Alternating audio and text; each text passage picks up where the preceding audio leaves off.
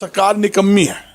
इस सरकार के अंदर इनको पता ही नहीं क्या करना है। आज देखोगे मतलब हरियाणा में लाइन ऑर्डर की स्थिति जमा खत्म। तो आप कह रहे हैं ना प्रशासन अच्छा है, सरकार एक तरह से अधिकारी अच्छे हैं, सरकार निकम्मी है, मतलब फिर खामियां कहाँ हैं? हम लोग ना अनाज मंडियों की बात करते हैं, आपको व्यापारियों के आपने मैंने कहा कि नेता आपने कहा मैं साथी हूं उनका। हिसार की नई अनाज मंडी की हम लोग बात करते हैं, कभी बरसात के टाइम आप गए वहाँ? मैं तो स्विमिंग करने जैसा हाल मैं वहाँ ना तो पानी की निकासी की व्यवस्था है और आप अचंबा करोगे हरियाणा के अंदर नंबर 1 मंडी है, क्लास मंडी के अंदर पानी की पीने का पानी की लाइन तक नहीं है, लोग खारा पानी पी रहे हैं। कौन किसकी जिम्मेदारी है? पहले आप भी नुमाइंदे करते रहे, आप भी व्यापारी को नेता रहे हैं, कांग्रेस पार्टी 10 साल यहाँ राज करती रही है, चौधरी भूपेंद्र सिंह हुड्डा से कंधा मिलाकर उनके नजदीक के चेयर में आप बैठे रहे हैं, तो आपकी जिम्मेदारी नहीं थी उस टाइम ये आप काम करें? आप व्यापारी के नेता हैं, आप एक तरह से अगर सरकार के उसमें भी ना हो तो भी आप करा सकते हैं। जब व्यापारी का इतना बड़ा तबका आपके साथ है तो व्यापारियों की समस्या है, पीने की पानी की दिक्कत है, वहाँ तालाब तो बन जाता है बरसात के टाइम, स्विमिंग तो कर सकते हैं, लेकिन पीने की पानी का वहाँ छिट्टा नहीं मिलता, तो इस कारणों को इनको आप निपटा सकते हैं। ऐसे है सरकारी काम जो होता है आपने कहा आपकी सरकार चलेगी, उसके बाद राज्यसभा सांसद डॉक्टर सुभाष चंद्र, आपके निजी संबंध है, पारिवारिक आपके संबंध है, वो यहाँ से राज्यसभा सांसद रहे हैं, उनको कहकर भी आप काम करा सकते थे।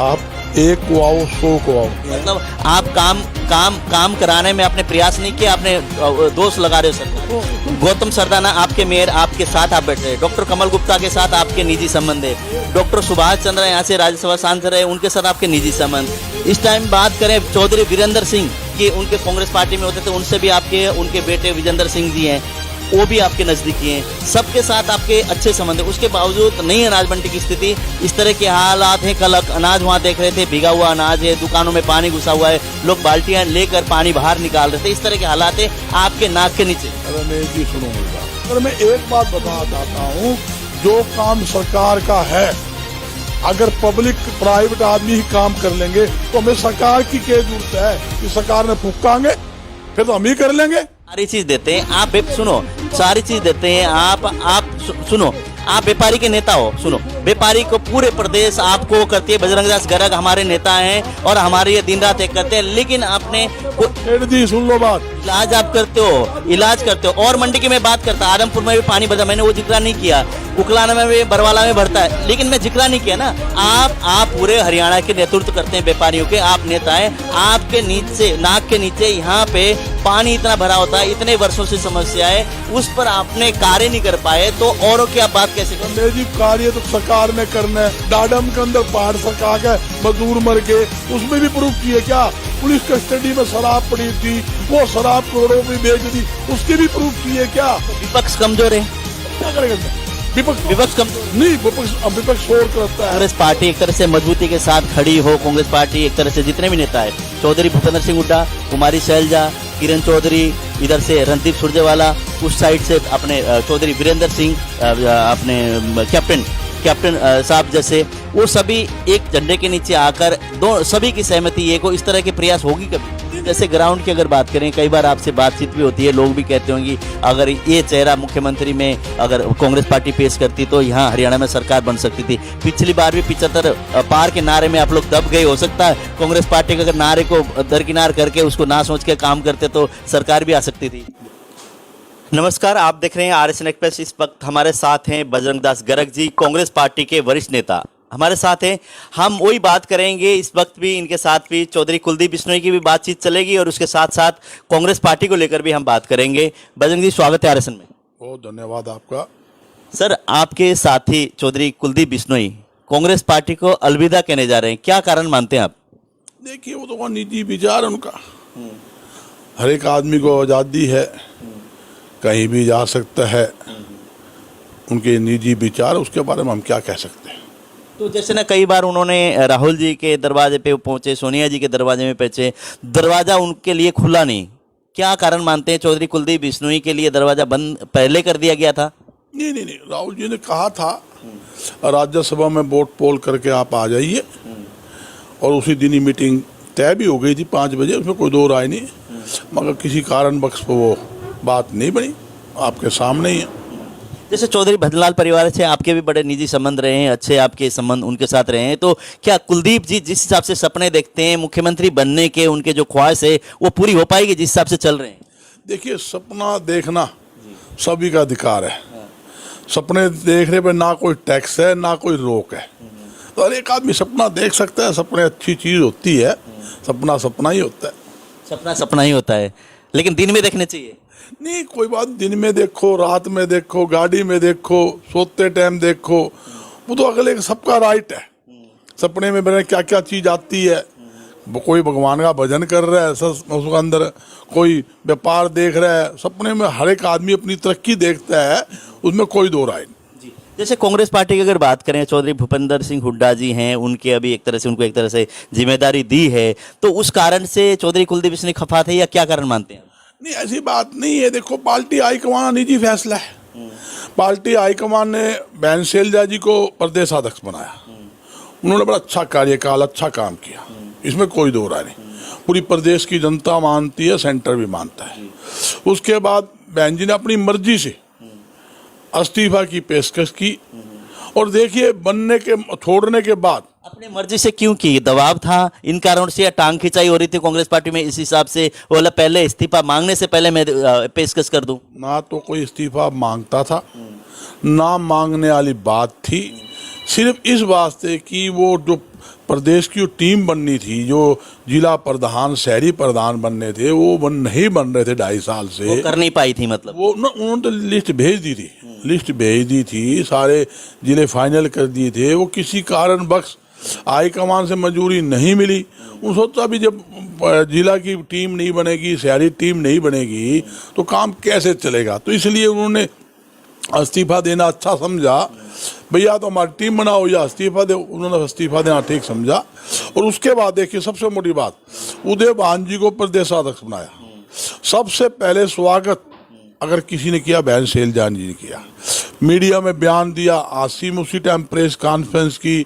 उसके बाद ट्विटर पे, फेसबुक पे उन्होंने न्यूज़ चलाई कि हाईकमान ने जो फैसला लिया, मैं स्वागत करती हूँ और मैं 24 घंटे उनके उदयवान जी के साथ हूँ, पार्टी के साथ हूँ। ये है भाईचारा, और भाईचारा में ही टीम चल रही है, इसमें कोई दो राय नहीं। सब एक मत होकर चल रहे, अच्छे ढंग से चल रहे। तो चौधरी भूपेंद्र सिंह हुड्डा से आपकी भाईचारा क्यों खत्म हुआ? क्या मानते हैं कि मनमुटाव हुआ आपका भूपेंद्र सिंह हुड्डा जी के साथ? क्यों वहाँ जब मुख्यमंत्री थे उस टाइम में आपको उन्होंने चेयरमैन भी बनाया, कॉन्फ्रेंट के चेयरमैन भी आप बने, तो अब क्या ऐसी बात हुई कि भूपेंद्र सिंह हुड्डा जी से आप कट रहे हैं और कुमारी शैलजा के नजदीक हो रहे हैं? देखिए, ना तो मेरा भूपेंद्र जी से कट रहा हूँ, मैं तो कांग्रेस का एक सिपाही हूँ। और जहाँ चौधरी भूपेंद्र सिंह हुड्डा की जो बात है, आज भी मेरा पारिवारिक संबंध है और मेरा आना जाना है और रहेगा। मैं राजनीति से उठ के ऊपर सामाजिक व्यक्ति हूँ। मैं तो किसी व्यक्ति विशेष से बिगाड़ने तो दूर की बात, मैं सोच भी नहीं सकता। तो जैसे दीपेंद्र हुड्डा जी कहीं आते हैं, कहीं उस प्रोग्राम में आप नहीं पहुंचते, क्या कारण? नहीं, कई बार क्या होता है, ऐसा हो जाता है। मैं चंडीगढ़ भी रिहाइश, आपको पास पंचकुला, एक लड़का पंचकुला रहता है, किसा रहता है। मेरे पास सामाजिक जिम्मेवारी भी बहुत है, और दूसरा व्यापार मंडल जिम्मेवारी। कई बार क्या होता है, जब प्रोग्राम का पता लगे मैं ना हूँ तो अलग बात है। नहीं, मेरा तो आना जाना कोई दिक्कत नहीं है। शैलजा जी पहुंचती हैं तो पहले पहुंच जाते हैं, और दीपेंद्र हुड्डा या भूपेंद्र सिंह हुड्डा कहाँ रहे हो तो वहां आप दिखाई नहीं देते। ऐसी कोई बात नहीं है। ना तो हमारा किसी से विवाद है, ना कोई मतभेद है, ना मन भेद है। हम तो सब एक और एक को चल रहे हैं। सारे हमारे सीनियर है और सबसे हमारा पारिवारिक संबंध रहेगा। ये नहीं कि कोई संबंध उस प्रकार का है भी हमने कोई चुनाव लड़ना है, हमने कोई पद लेना है या हमने कुछ करना है। हमारी वर्किंग खुद सबने पता है, देश के अंदर हमारी पर्सनल वर्किंग है, और बच्चों के साथ सीधा मेरा पारिवारिक संबंध है। हर एक व्यक्ति से मेरा सीधा संपर्क है। और हरियाणा के अंदर एक कहावत है, छोटी सी कोई तकलीफ किसी को हो, अब बदंगदासगढ़ की टीम को कोई याद करता है, हमें याद करता है, तो हम उस हर दुख सुख के अंदर पहुंचते हैं। और आपको मैं ताज़ा उदाहरण दे देता हूं, हरियाणा में जहां भी फरोख्ती का मामला आया, या व्यापारी साथ मर्डर का मामला आया, या लूटपाट का मामला आया, हर जिले के अंदर, हर एक मंडी में, कस्बे के अंदर मैं भी पहुंचा और मेरी टीम पहुंची है, हर प्रकार की मदद की है। और शायद दुनिया को पता, रोज नेशनल चैनल के ऊपर भी, स्टेट चैनल के ऊपर भी, आपके चैनलों पर भी, अखबारों में बाकायदा खबर आती थी। आज सफेद हो गए, आज जींद गए, आज पानीपत गए, आज सोनीपत गए, आज सरसा गए, आज बरवाला हुआ तो वहाँ गए, आज वहाँ सिवानी हुआ तो गए, तो शाम गए भी। तो जहाँ भी हमें किसी ने याद किया, हमें पता लगा तो हम जाते हैं। दरी बिछाने में आप माहिर हैं, कोई भी एक तरह से फिरौती है, कोई भी घटना होती है, दरी बिछाने में सबसे पहले आप आगे रहते हैं कि दरी बिछाने के माध्यम से क्या प्रशासन आपकी आवाज सुनती है? देखो, प्रशासन चाहे स्टेट का हो चाहे जिला का हो, मैं एक बात तो कहूँगा, प्रशासन को कभी भी मैं फ़ोन करता हूँ, बेचारे हर काम को करते हैं। कभी भी उन्होंने ये मना नहीं किया कि लाइन ऑर्डर का मामला आया, लूटपाट हो जाती है, फरोती हो जाती है, हत्या हो जाती है। डोगरा मोहल्ले में 2 कत्ल हुए, उससे पहले भी कई कांड हुए। मतलब हर कांड, जो भी वारदातें हुई, जब भी मैंने पुलिस कप्तान को, आईजी को फ़ोन किया तो दोनों ने बड़ी गंभीरता से लेते हैं और गंभीरता सुनते हैं। यहाँ तक कि ऊपर डीजीपी है, सीआईडी का एडीजी, सबसे बात होती है ना, लाइन ऑर्डर की स्थिति हो या किसी विभाग की, मार्केट कमेटी की है, सेल्टक विभाग की है, फूड सप्लाई के उनके जो भी एमडी है या जो कमिश्नर है, सारे सुनाई करते हैं। इसमें कोई दो राय नहीं। मैं कह दूँ भाई नहीं, झूठी बात करना कोई फायदा नहीं है। हर सुनाई भी होती है, कार्रवाई भी होती है, जो सही काम हो उसकी कार्रवाई भी होती है। कई बार क्या होता है, ये अफसर जो है ना जी, ये सरकार निकम्मी है। इस सरकार के अंदर इनको पता ही नहीं क्या करना है। आज देखोगे, मतलब हरियाणा में लाइन ऑर्डर की स्थिति जमा खत्म। तो आप कह रहे हैं ना प्रशासन अच्छा है, सरकार एक तरह से अधिकारी अच्छे हैं, सरकार निकम्मी है, मतलब फिर खामियां कहाँ हैं? देखो, सरकार की पॉलिसी में कमी है। आप देखोगे पुलिस विभाग के अंदर 50% से ज्यादा पुलिस कर्मचारी और अधिकारियों की कमी है। लाइन ऑर्डर सुधार कैसे होगा? और छोटा सा भी कार्यक्रम मुख्यमंत्री का हो जाओ कहीं, हजारों पुलिस कर्मचारी, 5 जिले के पुलिस कर्मचारी उस प्रोग्राम के चारों तरफ लगा दिए जाते हैं। तो थाने चौकी खाली हो गए, अपराधी तो मतलब सोचा भयमुक्त हो गया, अभी किससे ही लूट लो। ना थाने में आदमी है, ना शहर सड़क पर आदमी है। सिर्फ क्या है, सीएम की सिक्योरिटी के अंदर 5 जिले की जब पुलिस लगेगी, कई कप्तान लगेंगे, तो उसका मतलब क्या है, चोर मतलब है अपराधी बेखौफ होकर अपराध करता है। आप देखो, दिन दहाड़े अब मतलब जितने भी विधायक हैं उनको फरोतियां आ रही है, रोज व्यापारियों के कत्ल हो रहे हैं, रोज व्यापारी लूटपाट हो रही है, रोज व्यापारी फरोती ली जाती है। कितने मर्डर हांसी के अंदर आपके सामने हो लिए, हिसार में हो लिए, आसपास गांवों में, जिले में, क्या क्या है। पिछले दिनों की अगर बात करें तो कोई इस तरह की कोई भी घटना होती है तो 1 मिनट में अपना आंदोलन की चेतावनी देते थे, दरी बिछा लेते थे नागौरी गेट पे कहीं भी। इस दिनों देखा जाए तो कोई भी घटना ही ऐसी आ रही है, उसके सामने कहीं आपकी दरी नहीं दिख रही हमें। नहीं, ऐसी बात नहीं है। जहाँ जो भी वारदात होती है, जैसे पीड़ित परिवार याद करता है, उसी टाइम में मेरी टीम पहुंचते हैं। जब लोग आपके साथ गुहार लगाएंगे तभी आप पहुंचेंगे? गुहार की बात नहीं होती। कई बार क्या होता है, मैं बाहर हूँ और वारदात होगी तो फौरन क्या होता है, आसपास पड़ोसी है या उस बाजार का प्रधान है या पीड़ित परिवार फौरन फोन करता है। कई बार नहीं पहुंचता, 10 वारदात होगी, वारदात होते ही 10 मिनट के अंदर शायद पुलिस को सूचना बाद में मिले तो वो जो पीड़ित परिवार है, मिलने जुलने वाले हैं, फौरन फोन करते हैं, प्रधान जी ये हो गया।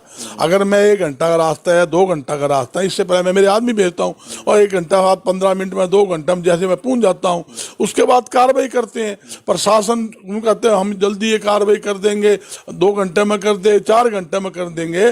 तो हमें ये शौक नहीं कि हम फटाफट बाजार बंद करें, झगड़ा करें, जाम करें, लोगों को परेशान करें। हाँ, एक बात जरूर है, अगर पुलिस प्रशासन कार्रवाई में लापरवाही बरते, निकम्मापन करे, हम बाजार भी बंद करते हैं, धरना भी देते हैं, प्रदर्शन भी करते हैं। और फिर भाई प्रशासन का और समलो सरकार की ईंट से ईंट बजाना काम करते हैं, इसमें कोई दो राय नहीं। और जैसे कि आपके एक तरह साथी अभी फिलहाल गौतम सरदाना जी की अगर बात करें, मेरे यहाँ से पिछले दिनों दरी बिछाने में साथ में आपके साथ बैठे होते थे, आंदोलन में राह में होते थे।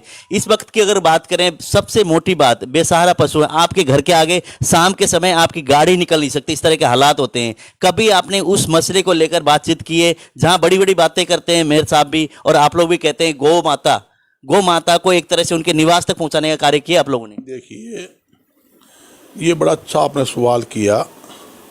इस मामले में सरकार और जिला प्रशासन कहूँगा पूरी तरह से फेल है।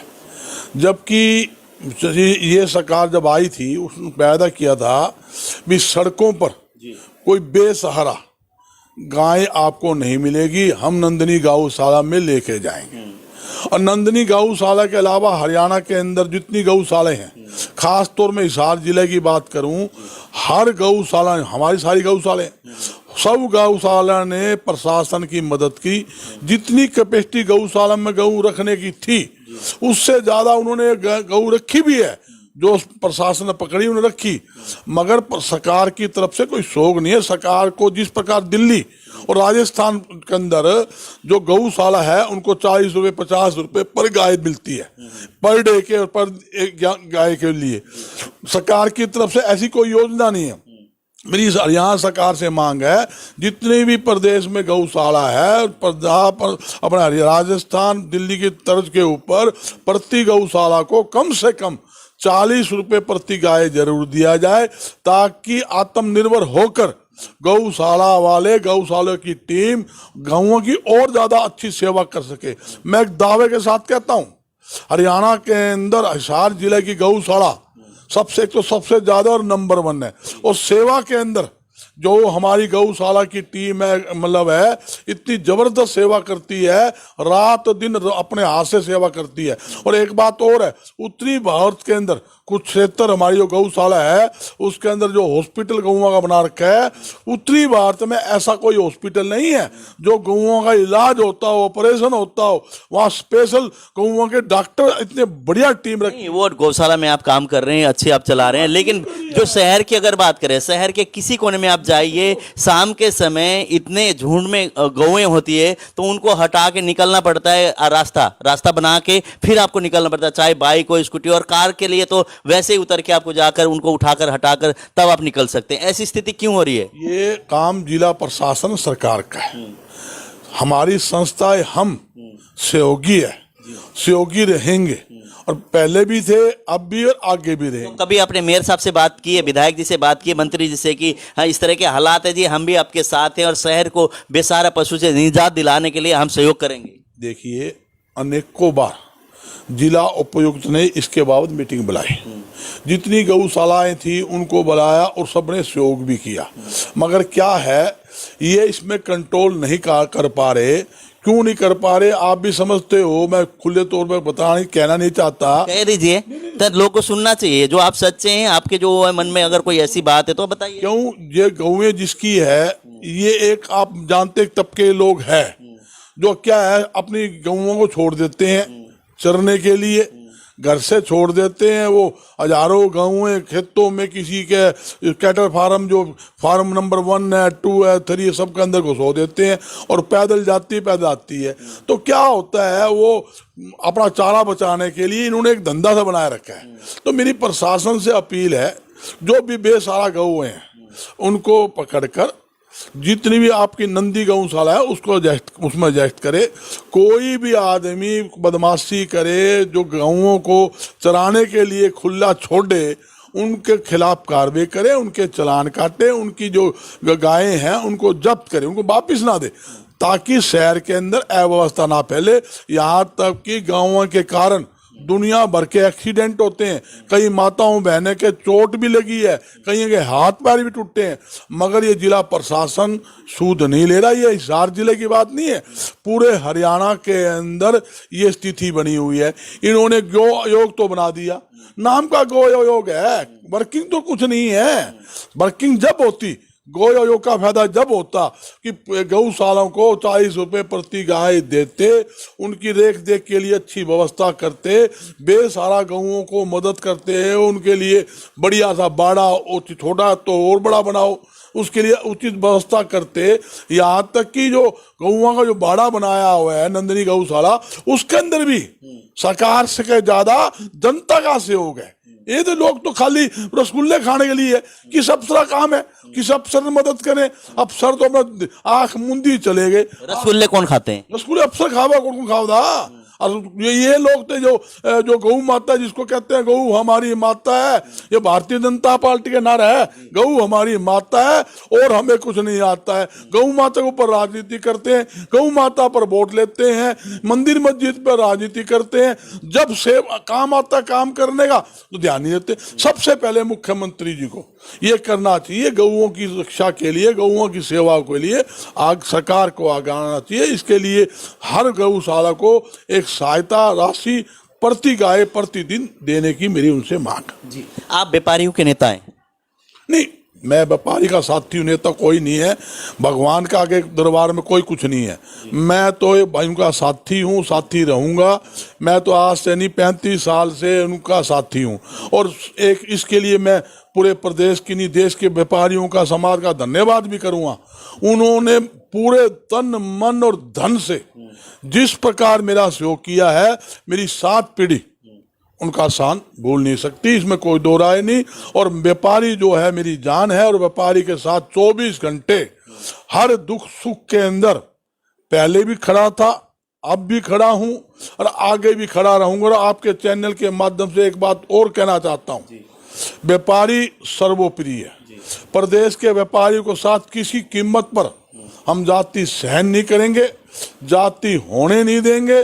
और कोई अधिकारी नहीं सोचे कि मैं बड़ा अधिकारी हूं और किसी अधिकारी ने अगर किसी व्यापारी के साथ जाति करने की कोशिश की, उसे किसी कीमत पर बख्शा नहीं जाएगा। उसका पक्का इलाज करके छोड़ देंगे। और हमने पहले भी लगातार किया है, किसी अधिकारी को कॉलर खड़ी करने की हमने इजाजत नहीं दी और ना भविष्य में देंगे।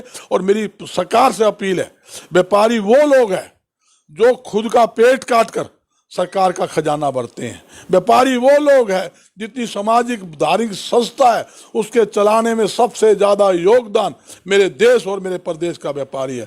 और प्रदेश के अंदर जितना ज्यादा टैक्स आ रहा है वो व्यापारी के माध्यम से आ रहा है। तो मेरी सरकार से अपील है, प्रदेश के अंदर व्यापार व उद्योग को बढ़ावा देने के लिए, लाखों लोगों को जो बेरोजगार उनको रोजगार देने के लिए व्यापारियों को ज्यादा सुविधा दे, रियायतें दे और व्यापार व उद्योग को बढ़ावा देने में आपका योगदान दे। और मैं दावे के साथ कहता हूं, बार बार हरियाणा जो बेरोजगारी में नंबर 1 आ रहा है, लाइन ऑर्डर की स्थिति खराब क्यों? मैं आपके चैनल के माध्यम से रमेश जी कहना चाहता हूं, आपने बड़ा अच्छी कई बातें पूछ ली।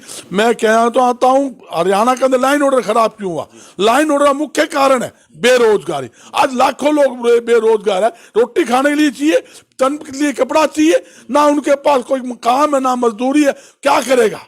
वे लोग क्या है अपराध के अंदर आ जाते हैं। जो अपराधी लोग अपराधी गैंग है उनको प्रोबल देके उनको खराब करते हैं। और मैं दावे के साथ कहूं, सरकार अगर व्यापार व उद्योग को बढ़ावा देने का काम करेगी, हरियाणा के अंदर एक भी बेरोजगार मिल जाए तो मेरा कान पकड़ लेना, हर एक बेरोजगारों को रोजगार देने का काम मेरा प्रदेश का, मेरे हरियाणा का व्यापारी करेगा।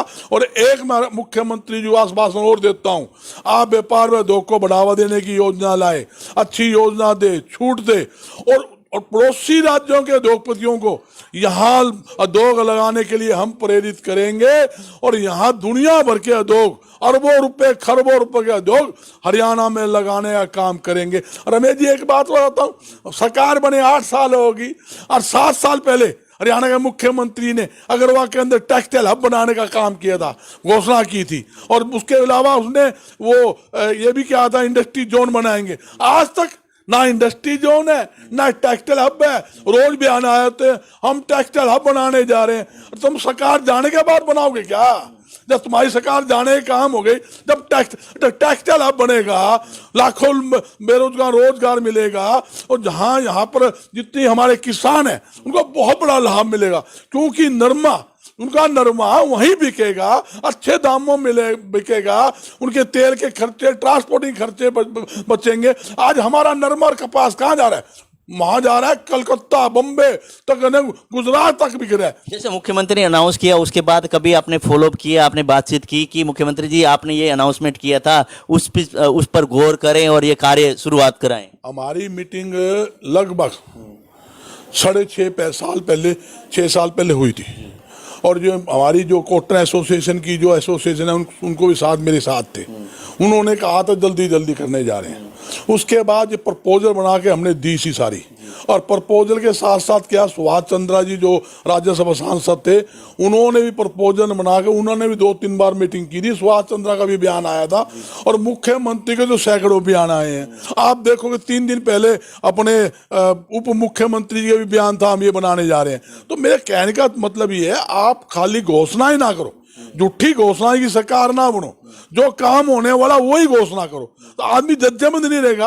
आपने इंडस्ट्री जोन बनाना है, इंडस्ट्री जोन बनाओ, टेक्सटाइल बनाओ, ट्रांसपोर्ट नगर बनाओ, ट्रांसपोर्ट नगर बनेगा तो लोगों को हजारों ट्रक वाले काम करेंगे, उसके अंदर जो ट्रक का ड्राइवर है, कनेक्टर, उनको काम करे मिलेगा। यहाँ तक कि जो गाड़ियां ठीक होगी, मिस्त्री को काम मिलेगा, डेंटर पेंटर। बिल्कुल, चलो हम लोग ना अनाज मंडियों की बात करते हैं। आपको व्यापारियों के, आपने, मैंने कहा कि नेता, आपने कहा मैं साथी हूं उनका।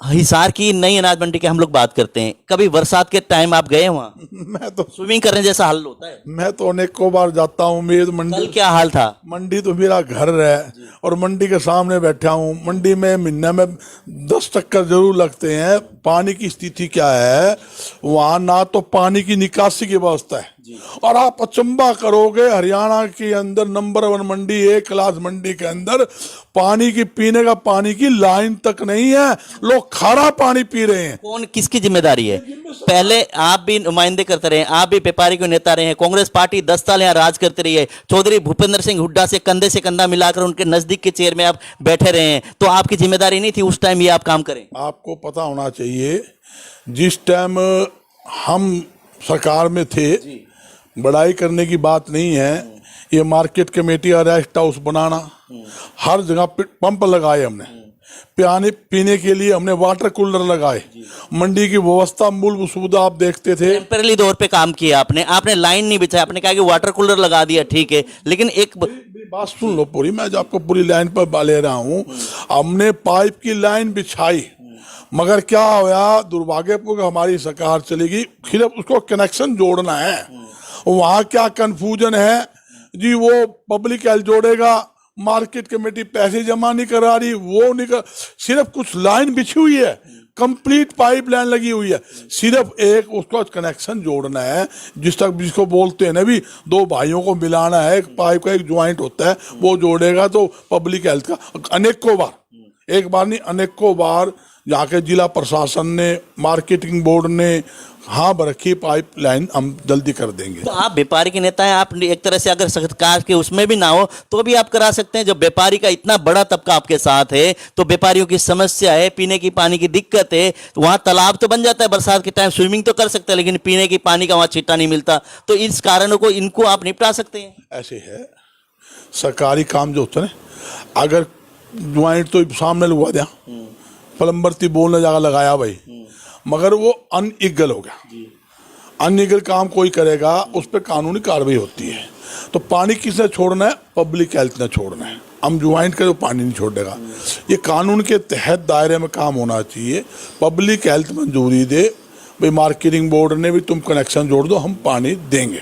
उनका कुछ सिस्टम होता है जो पाइपलाइन भी। उससे साथ, जैसे आपने कहा आपकी सरकार चलेगी, उसके बाद राज्यसभा सांसद डॉक्टर सुभाष चंद्र, आपके निजी संबंध है, पारिवारिक आपके संबंध है, वो यहाँ से राज्यसभा सांसद रहे हैं, उनको कहकर भी आप काम करा सकते थे। ऐसे है, आप एक को आओ 100 को आओ, इससे निकम्मी, इससे घटिया सरकार मैंने अपनी जिंदगी में नहीं देखी। मैं को ये लोग वो है, राजनीति सिर्फ कोरी वोट की राजनीति करते हैं। मतलब आप काम कराने में आपने प्रयास नहीं किया, आपने दोष लगा रहे हो सरकार। तो काम कराने की बात तो मेरे कहने की जरूरत ही नहीं है, प्रदेश का बच्चा बता देगा भी काम की स्थिति क्या है, बजरंग दास की कार्यशैली क्या है। मैं अपने मुंह से कहने की मुझे जरूरत नहीं है, मैंने तो हिसार की नहीं हर जगह। सुनिए, गौतम सरदाना आपके मेयर, आपके साथ आप बैठे रहे, डॉक्टर कमल गुप्ता के साथ आपके निजी संबंध है, डॉक्टर सुभाष चंद्र यहाँ से राज्यसभा सांसद रहे, उनके साथ आपके निजी संबंध। इस टाइम बात करें चौधरी वीरेंद्र सिंह, ये उनके कांग्रेस पार्टी में होते थे, उनसे भी आपके, उनके बेटे विजेंद्र सिंह जी हैं, वो भी आपके नजदीकी हैं, सबके साथ आपके अच्छे संबंध है। उसके बावजूद नई अनाज मंडी की स्थिति इस तरह के हालात हैं। कल अनाज वहां देख रहे थे, भीगा हुआ अनाज है, दुकानों में पानी घुसा हुआ है, लोग बाल्टियां लेकर पानी बाहर निकाल रहे थे, इस तरह के हालात है आपके नाक के नीचे। रमेश जी सुनो मेरी बात, जहाँ निजी संबंध का बात है, कृषि मंत्री है मेरा खास दोस्त है जी सरकार, जो मुख्यमंत्री है उससे भी संबंध है। संबंध जो सामाजिक संबंध होते हैं वो कभी नहीं टूटते, मैंने पहले भी कहा है। जी सरकार का ये नहीं कि कोई मतलब पार्टी दूसरी होगी संबंध टूट गए, सभी के साथ आना जाना रहता है, सभी के साथ निजी संबंध रहते हैं। राजनीति अलग चीज है, सामाजिक दायरा जो दुख सुख का साझा होता है, साझा हमारा हर एक के साथ है, हर एक पार्टी के साथ है। मैं इस बात को इग्नोर नहीं करता। गौतम सरदाना ने मेरे साथ 25 साल काम किया, इसमें कोई दो रहा नहीं। आज भी हम मिलजुल के काम करते हैं, आज भी हमारा कोई डिस्प्यूट नहीं है, पार्टीबाजी नहीं है। जहाँ दुख सुख हो तो मेरा हम हमेशा दुख सुख में मेरे साथ रहता है, कोई दो राय नहीं।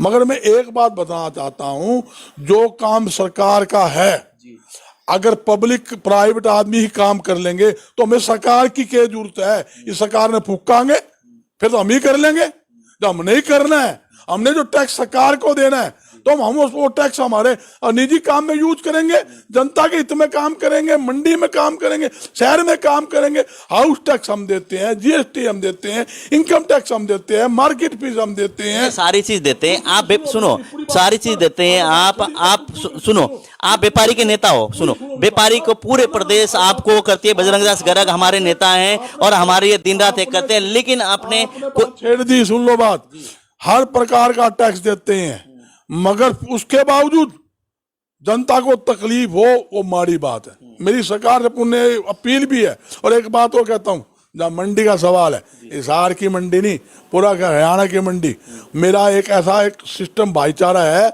सबको पता है। और हर एक मार्केट कमेटी का इंस्पेक्टर, सेक्रेटरी, डीएमओ, जेडओ, ऊपर सीए तक पता है कि मंडी के अंदर किसी ने बदमाशी करी है, उसका पक्का इलाज मंडी में ही करते हैं। नहीं, इलाज आप करते हो, इलाज करते हो। और मंडी की मैं बात करता, आदमपुर में भी पानी भरता, मैंने वो जिक्र नहीं किया, उकलाना में भी, बरवाला में भरता है, लेकिन मैं जिक्र नहीं किया ना। आप पूरे हरियाणा के नेतृत्व करते हैं, व्यापारियों के आप नेता हैं, आपके नीचे, नाक के नीचे यहाँ पे पानी इतना भरा होता है, इतने वर्षों से समस्या है, उस पर आपने कार्य नहीं कर पाए, तो औरों की आप बात कैसे करें? मेरी कार्य तो सरकार ने करना है। सब्जी मंडी में 5-5 फुट पानी भर गया सड़क के ऊपर, 12 क्वार्टर में भर गया, शांति नगर में देख लो, सूर्य नगर में देख लो, कोई ऐसी जगह बता दो ना, जहां तक कि आईजी का फुवारा चौक है, जहां से वीआईपी चौक जिसको बोलते हैं, जिससे कचेड़ी भी जाते हैं, आईजी का ऑफिस भी जाते हैं, वहां कितना पानी था? वहां भी 4-4 फुट पानी था। तो आप लोग चाहते पानी निकासी हो? आप चाहते पानी निकासी हो? समझे कहूं, पानी निकासी कर ये नहीं चाहते। हमने हमारे समय के अंदर पानी बरसाती नाले बनाए थे।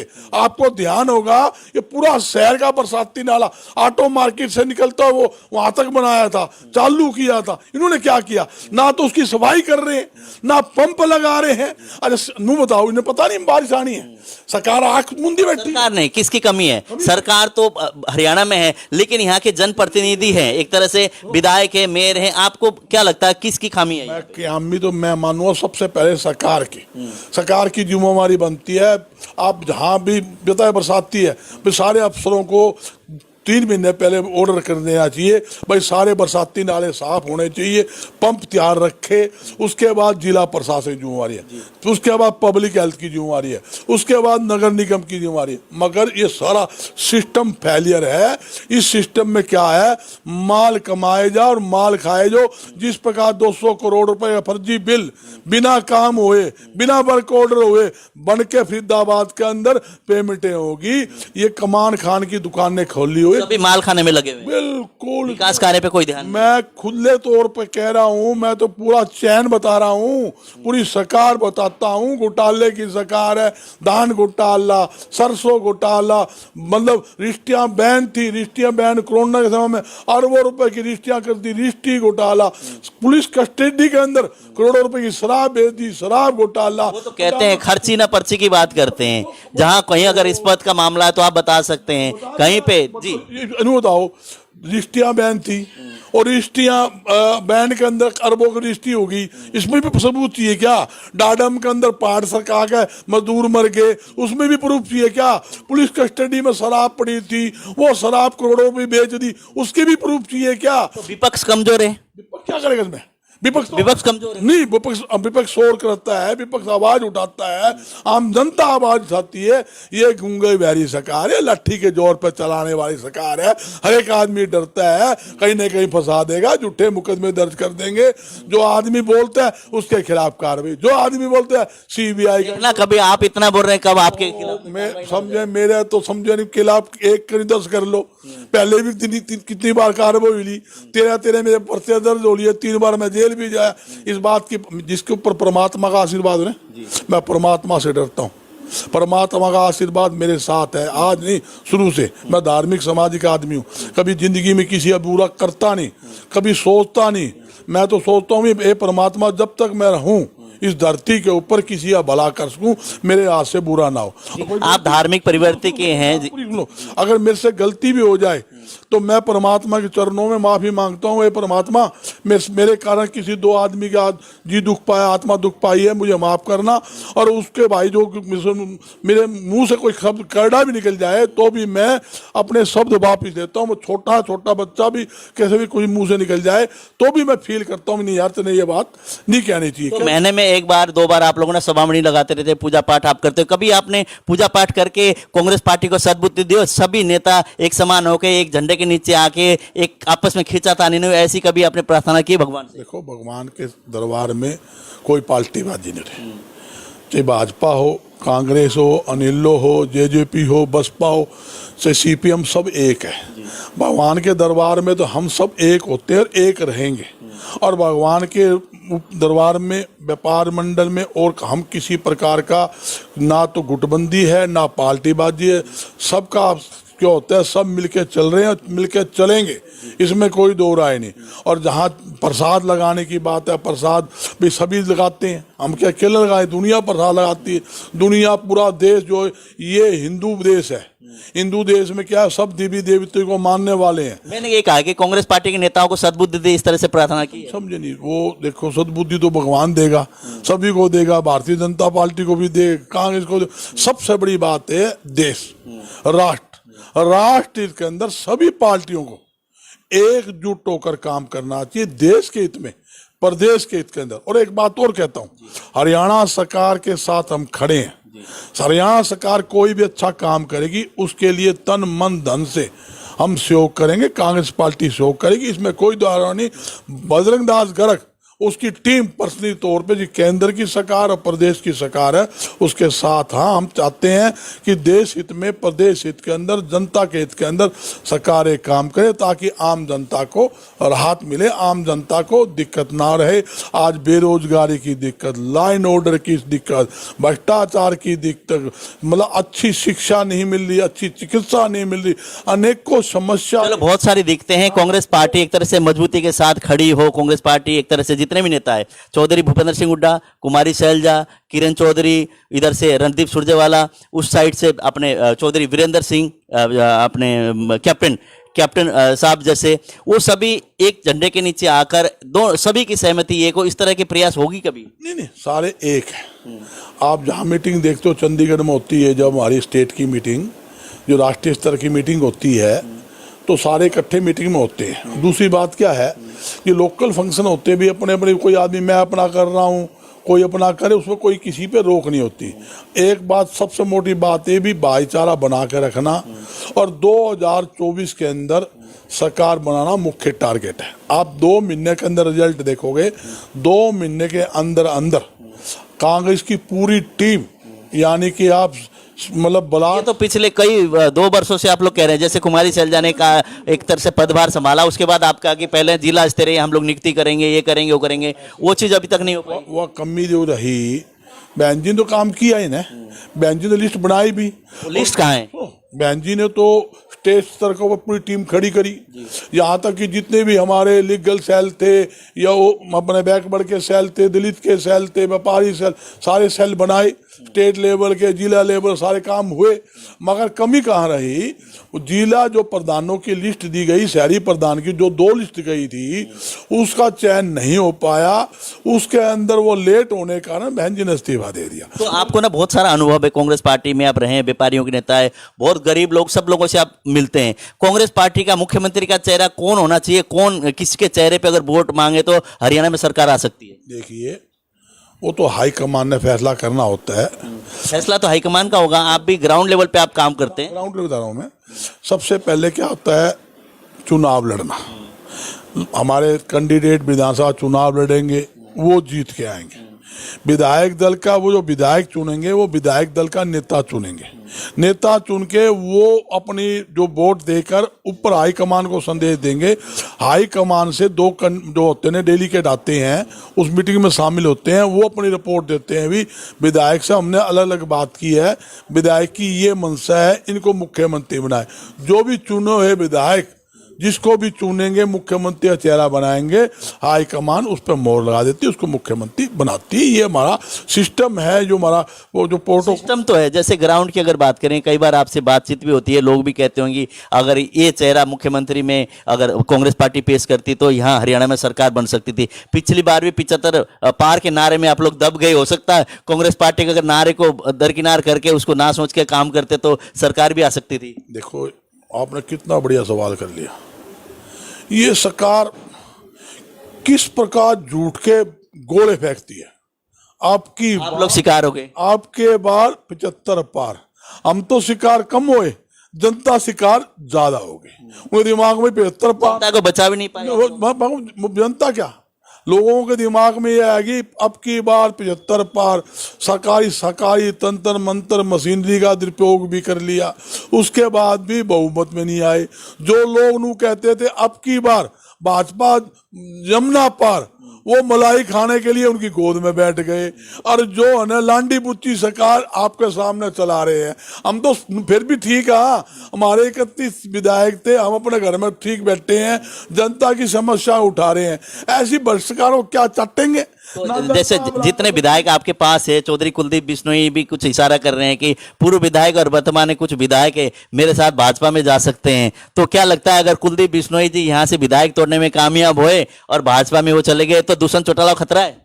देखो, वो तो भारतीय जनता पार्टी का निजी मामला है।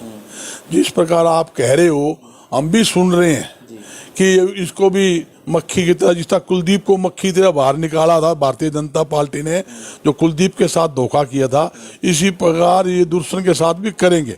जो पूरे देश की और जनता की और हरियाणा की रिपोर्ट आ रही है, जो ये रिपोर्ट आ रही है, बाकी तो भी भारतीय जनता पार्टी निजी काम है, किसको निकाले और किसको अंदर डाल ले, वो तो उनका काम है। जहां स्वार्थ होगा, सिद्ध होगा, उनका कोई रिश्तेदार नहीं, कोई प्यारा नहीं। भारतीय जनता पार्टी सुनने में ये भी आया कि जो अच्छे नेता कोई भी किसी पार्टी से उस पार्टी में जाता है उसको बिल्कुल तली लगा देते हैं। आप भी अनुभवी उसके। सुनो, बात ये है, आपने देखा जिस प्रकार महाराष्ट्र में खेल खेला जी, बनी हुई जनता की चुनी सरकार को घेरा। मध्य प्रदेश के अंदर बनी हुई कांग्रेस की कमलनाथ जिसमें मुख्यमंत्री था, किस प्रकार धराशायी की। 3 बार राजस्थान में गहलोत की सरकार तोड़ने का इन्होंने काम किया। कांग्रेस के 16 विधायक ठाकर हरियाणा के 5 स्टार होटल गुड़गांव में ठहराए। तो आप मानते हैं भारतीय जनता पार्टी में खिलाड़ी है नेता के? मैं खिलाड़ी नहीं जी, ये घटिया काम है। अच्छा, ये खरीद परोस का काम और ये प्रोबल देना, भ्रष्टाचार को बढ़ावा देना, देश को कमजोर करना है।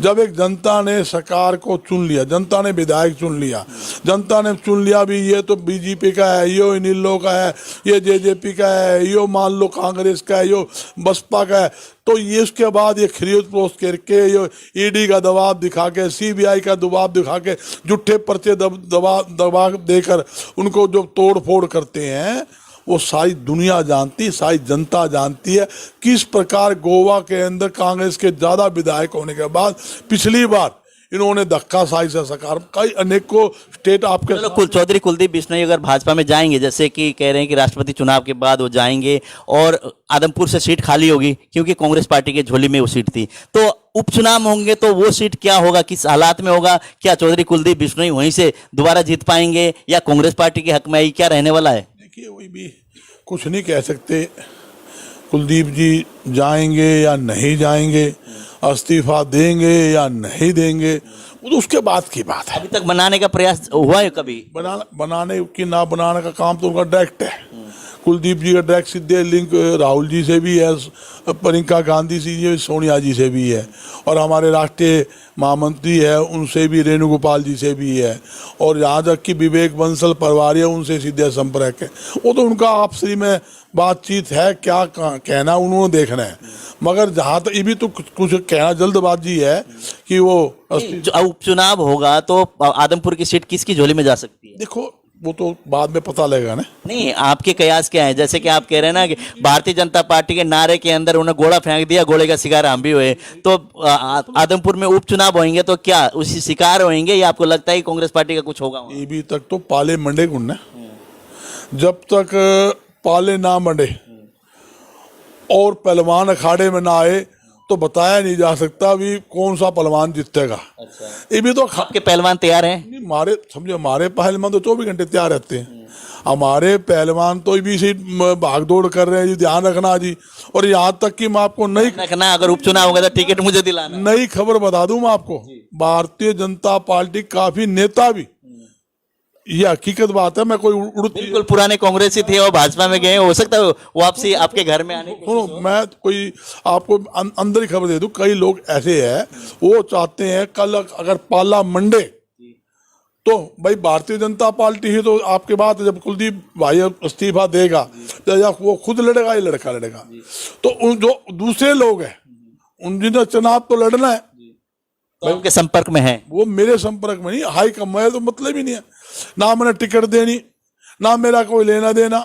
मैं इतना जरूर कहूंगा, हाई कमान के संपर्क में है, लगातार उनके पास हाजिरी लगा रहे हैं, बात कर रहे हैं, क्योंकि हाई कमान जो है, मैं नाम नहीं लेना चाहता, उनके लायक लोग मेरे पास फोन आ रहे हैं भी आदमपुर में ये भी बात करना चाह रहा है, ये भी करना चाह रहा है, किस में दम है। मैं बोला भी यार गांव बसा कौन ही मंगते फिर के, ये भी तक पाले मंडे कौन ही, भाई कुलदीप ने इस्तीफा दिया कौन ही, तुम चुनाव मतलब आप लोग इंतजार कर रहे हैं चौधरी कुलदीप इसमें इस्तीफा दे दे, उसके बाद उपचुनाव हो, फिर उसके बाद भारतीय जनता पार्टी को छोड़कर लोगों का कांग्रेस की तरफ आने का सिलसिला जारी हो। मेरा मन तो ये देखो भाई, जहां चौधरी भजनलाल जी सीनियर नेता थे और कुलदीप भाई भी कांग्रेस पार्टी के साथ रहे हैं, तो मैं तो चाहूंगा कुलदीप भाई कांग्रेस पार्टी में रह के ही कांग्रेस पार्टी की सेवा करे, जनता की सेवा करे।